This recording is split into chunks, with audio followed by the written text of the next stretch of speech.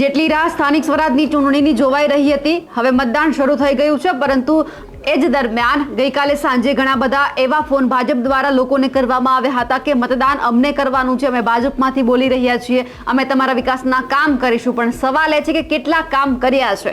આજે એ જ વાત કરીશું જૂનાગઢ મહાનગરપાલિકાની, કે જ્યાં ક્યાંક એવું લાગતું હતું કે ભાજપ માટે આ વખતે મુશ્કેલી છે. પણ સાંજે એટલે કે ગઈકાલે સાંજે ભાજપે જે મતદારો છે તેમને ફોન કરીને કહી દીધું છે કે તમારે અમને મત આપવાના છે, અને પછી જે થઈ છે તે જોવા જેવી થઈ છે, કારણ કે મતદારોએ પણ ભાજપને ખખડાવી નાખી છે. નમસ્કાર, નિર્ભય ન્યૂઝ સાથે હું છું રિદ્ધિ.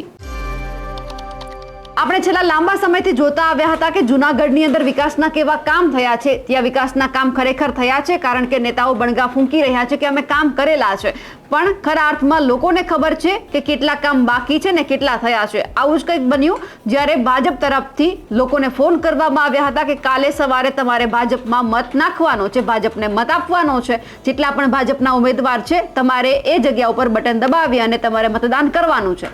પણ સામે લોકો પણ આ વખતે ગુસ્સામાં છે, રોષે ભરાયેલા છે. કહી દીધું કે પહેલા કામ કરો, પછી તમને મત આપીશું, અમારે પણ પરિવર્તન જોઈએ છે, અમારે પણ કામ જોઈએ છે. અને ત્યાં જે ભાજપના કાર્યકર્તાઓ બેશરમ થઈ અને હસવા લાગે છે અને કહી રહ્યા છે કે આ વખતે તો કામ થઈ જ જશે. આવું તો કેટલા વર્ષોથી લોકોને ગોળી પાઈ રહ્યા છે ભાજપના આવા કાર્યકર્તાઓ કે મતદાન કરજો, મત આપજો, પણ તમારા કામ થઈ જશે. ચૂંટણી પૂરી એટલે તમે શું બોલ્યા હતા એ પણ આ બધા લોકો ભૂલી જાય છે. સૌથી પહેલા આપણે એ ઓડિયો પણ સાંભળીએ કે જેમાં ભાજપના કાર્યકર્તાને જે જૂનાગઢની જનતા છે તે ખખડાવી રહી છે અને જબરદસ્ત રીતે જવાબ આપી રહી છે, તેમ છતાં આ કાર્યકર્તાઓ બેશરમ થઈને હસી રહ્યા છે.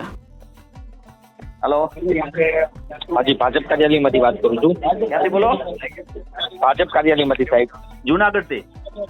હાજી હાજી ભાજપ કાર્યાલય છે. હા બોલો બોલો ભાઈ બોલો. બસ આવતીકાલે મતદાન છે, મતદાન અવશ્ય કરજો ને ભાજપને 4 મત આપો એવી વિનંતી કરીએ.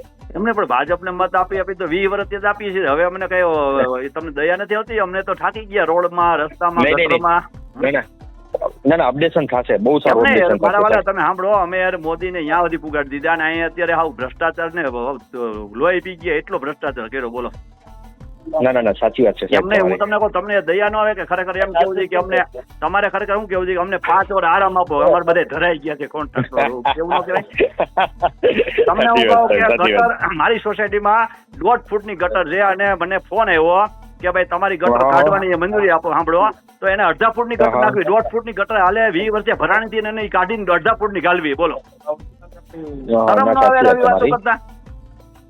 સાચી વાત છે. પૈસા, પ્રજાના પૈસા આ રીતે વાપરી નાખવાના. આઈસ રોડ કરે, ટાઇલ ખોદે, પાછો પ્રમદી ખોદે, પાછો રિપેર કરે, પાછો ખોદે, ખોદવા જ રાખવાનું, ચાલુ રાખવાનું. એસીબી અમાતા જૂનાગઢમાં. તમે આવી વાતો પહોંચાડો, આ બિચારા મોદી સાહેબ ને ખબર નથી યાર. આવી વાતો, સાચી વાતો ભૂગાડો તમે.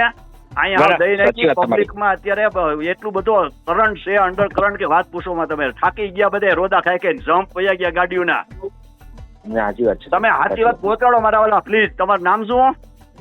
શ્યોર. એમને તમે મારી વાત સાંભળો, તમે સાચી વાત પહોંચાડો એને કે ભાઈ અહીંયા કલેક્ટર રોડ ઉપર હું સવારે હાલતો તો વહેલી સવારે, સાંભળો, ત્યાં ઓલા બ્લોક હરકા કરીને ત્યાં વાટા કર્યા. સાંભળો, વાટા કર્યા, બરાબર?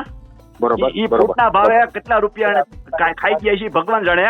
પણ ઈ વાટા એને કર્યા માટે પાણી નો સાઈટ તમે હવારમાં હે ને હાલતો તો પગ અડી ગયો તો પોળું પડી ગયું. બોલો, હવે ઈ જો રોડ ઉપર આમ પગ અડે ને પોળા પડી જાય તો અંડરગ્રાઉન્ડમાં એને હું નાખ્યું છે વિચાર તો કરો. અંડરગ્રાઉન્ડ પાઇપમાં એક ગટર હાજી નહીં હોય. જાઓ, ગેરંટી આપું તમને. જાઓ, જો બાયણે રોડ કરે તો અંદર શું કરતા જમીનમાં? બોલો, વિચાર કરો. એટલે આવું કરવામાં તમે એને કે હાવ હે ને નામ ખરાબ થાય મોદી સાહેબ ને. એવું કરવામાં પ્લીઝ. હો, 5 વર્ષ આરામ દો. અને બિચારા થાકી ગયા ભાજપ વાળા. 5 વર્ષ જૂનાગઢમાં આરામ દો એટલે બીજા કોઈને તક આપો તો ખબર પડે ને. હો, એટલે પૂછો તમે કોઈ ભાઈ અપેક્ષા રાખો જ માં કે તો અમને પોરો દો એમ કયો બધાને. હો, ના ના, પાછું ભલે ભલે ભલે.